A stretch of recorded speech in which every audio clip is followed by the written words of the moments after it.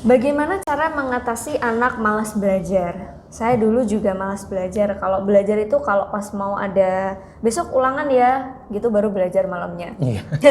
Saya apalagi. Jadi ulangan nggak belajar. Saya belajarnya sistemnya SKS. Oh gitu, sistem kebut semalam. Kebut semalam kan. Jadi memang saya nggak ngerti kenapa sejak dari SD. Saya ini konsultasi Miss ya. Iya. Iya. SD, SMP, SMA, bahkan kuliah saya itu yang termasuk orang yang paling males untuk belajar. Cuman belajar di dalam lingkup akademis yang yang saya tekuni ya. Maksudnya ketika SMA kan ada biologi, fisika dan sebagainya, saya malas banget belajar. Cuman saya suka baca buku-buku yang lain. Yang gak ada kaitannya sama akademis ya? Iya. Apa itu contohnya Kang Wahyu? Dulu saya baca programming, desain website, buku marketing, itu malah saya suka. Itu praktikal semua ya contohnya? Iya. Itulah sebabnya kemudian saya beranggapan bahwasannya sebenarnya setiap anak itu atau setiap orang itu tidak ada yang malas belajar. Selama dia tahu.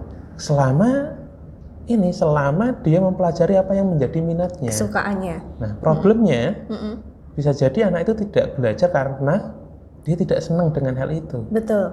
Cuman karena dia sudah masuk dalam sistem pendidikan, mau tidak mau kan harus belajar. Harus belajar. Nah itu gimana, Miss? Ya, itulah. Jadi sudah dicontohkan tadi Kang Wahyu. Dulu kan Wahyu pernah nyontohin kayak gini nih. Dulu tuh waktu SMA tuh gak suka sama yang namanya kimia.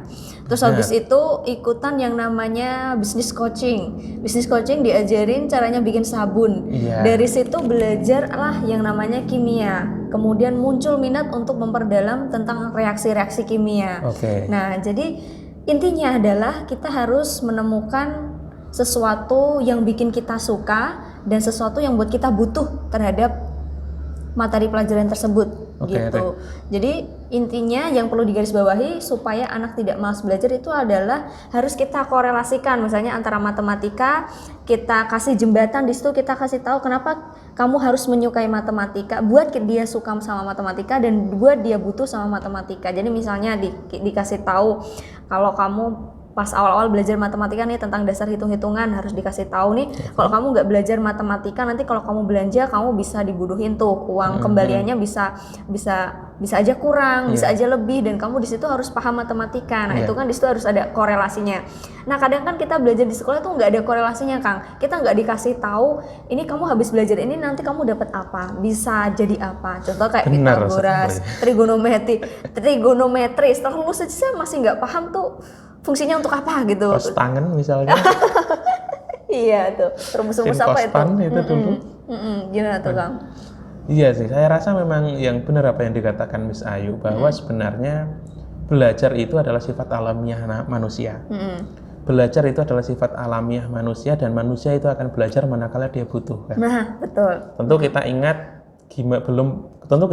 ingat waktu kecil tidak bisa naik sepeda, lalu kemudian kita belajar naik sepeda, meskipun jatuh, kalau orang Jawa bilangnya babak bundas, luka di mana-mana, tapi tetap kita lakukan. Kenapa? Karena kita membutuhkannya. Iya, dan kita juga suka juga seru naik sepeda gitu karena ya. kita pengen naik sepeda. Jadi dalam proses mengatasi anak belajar, yang dibutuhkan yang pertama itu adalah kita harus cari tahu dulu seperti Miss Ayu tadi bilang ya, kita harus cari tahu minatnya dulu, dan kita harusnya ngasih tahu ke anak, kalau misalnya kamu pengen menjadi dia, Pak saya pengen jadi arsitek, kamu pengen jadi arsitek ya, tahu nggak arsitek itu ilmu yang dibutuhkan apa aja? Untuk buat kayak gini itu perlu matematika yang bagus, kamu harus bisa mengukur sudut ya.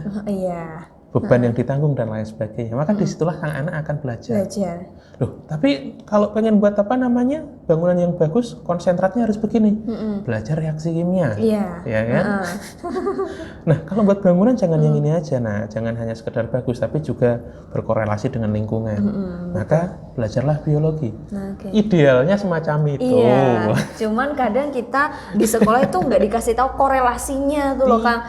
Dari materi yang kita pelajari sama kehidupan nyata kita. Nah itu yang bikin anak kita tuh malas belajar gitu. Itu terutama itu dulu yang saya alami. Nggak tahu sekolah-sekolah sekarang masih begitu juga. Kemungkinan besar masih seperti itu Kang, karena buktinya masih banyak yang tanya gimana cara mengatasi anak malas belajar gitu. Iya. Dan ini yang menjadi tanggung jawab orang tua adalah gini. Seringkali proses belajar itu selalu dinisbatkan kepada sekolah. Dianggapnya ketika seorang anak disekolahkan, itu belajar. Dia belajar. Setelah keluar dari ruangan kelas, posisinya udah nggak belajar lagi. Udah nggak belajar. Dan orang tua beranggapan jika sekolah ya seharusnya anak ya belajar. Padahal nggak demikian. Proses belajar anak itu sebenarnya tanggung jawabnya orang tua loh. Oh gitu ya. Loh, sebenarnya kan sekolah adalah jalur untuk mencapai tujuan si anak. Pelengkap gitu ya. Cuma pelengkap aja. Harusnya kan begitu. Maka sejatinya yang harus berperan aktif dalam mendorong seorang anak belajar adalah ya orang tua. Dengan cara gimana? Ya itu tadi, kita harus mempelajari parenting dari banyak aspek. Nggak bisa dari 10 menit. Nggak bisa dari menonton video kita yang 10 menit. Oke, jadi gitu cara mengajari anak malas belajar itu sebenarnya kaitannya banyak sekali ya. Banyak sekali. Dan sebenarnya dasarnya tuh ya dari orang tua itu sendiri dari gitu orang loh. Tua. Gitu. Dan ya makanya kan banyak sekali anak-anak yang zaman sekarang, terutama mereka yang punya sifat, kan ada anak yang memang tidak punya sifat pemberontak. Ada yang ngikut arus aja gitu ya. Akhirnya pas stres kan. Iya, pas udah di ubun-ubun udah dipendam di benak, akhirnya meledak stres, gitu. Kan? Meledak kan. Dan di klinik kita salah satunya yang untuk psikoterapi sering sekali mengatasi gangguan-gangguan semacam itu. Di sisi lain, anak yang punya mental berontak, maka dia akan mendapat cap nakal. Oke.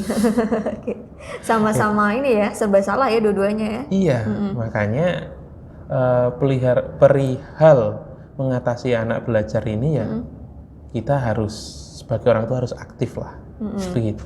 Oke, aktif menjembatani keinginan anak. Oke, gitu. Jadi perlu digarisbawahi teman-teman, gimana cara mengatasi anak malas belajar itu ya perlu kita bantu anak kita untuk tahu ini tadi korelasi apa yang dipelajari dengan dunia nyatanya dia. Iya. Terutama menunjukkan rasa suka dan kebutuhan dia terhadap materi pelajaran tersebut. Gitu ya. Silakan bisa dipraktekkan. Oke, baik. Bye.